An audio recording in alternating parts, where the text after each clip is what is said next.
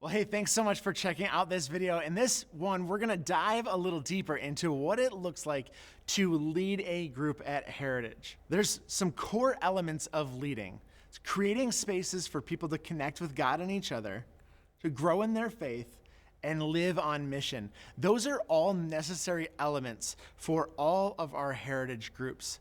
And while these elements can and should be constant pursuits in our own lives, here's what it looks like for every Heritage group. The first element is to create spaces for people to connect with God and each other. Every Heritage group commits to meeting consistently.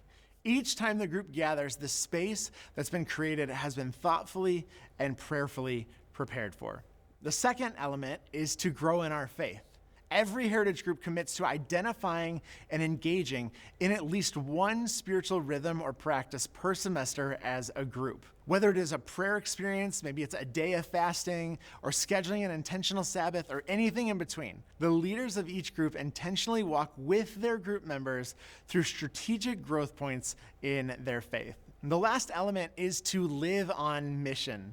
Every Heritage group commits to identifying and engaging in at least one opportunity to serve in their immediate community. Through relational and strategic observation, the group comes together to meet a need that they can see at a neighbor's house. Maybe it's a local organization, a community initiative, or anything else that is identified together. But it is the way that we put our faith into action.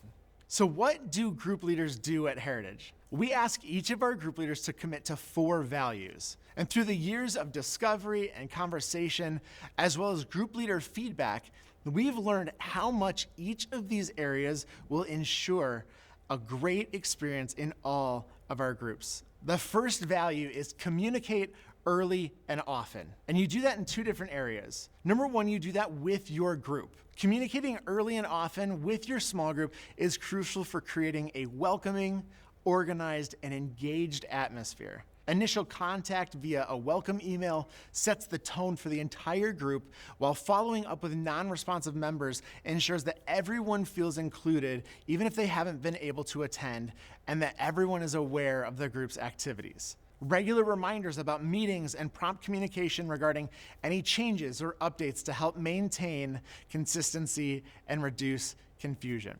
And the second area of communication is with the Heritage Group's staff. We are here to help. It is literally what we're here for. So maintaining open communication with the staff team is key to the success of our groups. Whether it's filling out your group's attendance or responding to emails from the Heritage Group's team, communication helps us keep a pulse on group health and partner together. The next value is group leaders cultivate community. A group leader helps facilitate fellowship and cultivate connection. The truth is that life's a team sport best done together. You hear us say that all the time. If we want to create a community where doing life in circles is better than doing life in rows. And here's why. Life transformation happens within a community when we're encouraging and challenging each other, working out our tough questions, and supporting each other through the ups and downs that life brings. But that only happens when we facilitate in a way that allows authenticity and relationships that are heard, known, and valued.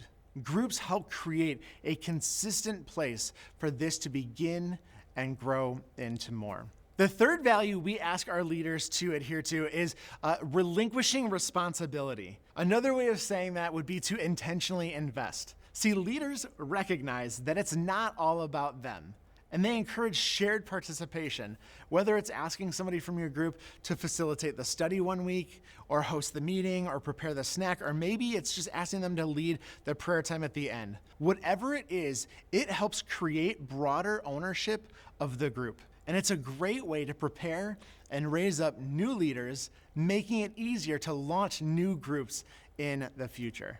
The fourth value is our leaders create a culture of care. Now, you may have heard the phrase, people don't care how much you know until they know how much you care. Caring and supporting those in our groups is just a part of doing life together. Whether it is spiritual care as you encourage your group members to take next steps, or physically caring for someone who's in the hospital, maybe they just had a baby. The act of reaching out, or even better, showing up, speaks volumes to people. It speaks volumes to your group members. One of the most impactful aspects of small group leadership is cultivating a culture of caring for others in your group and in circles.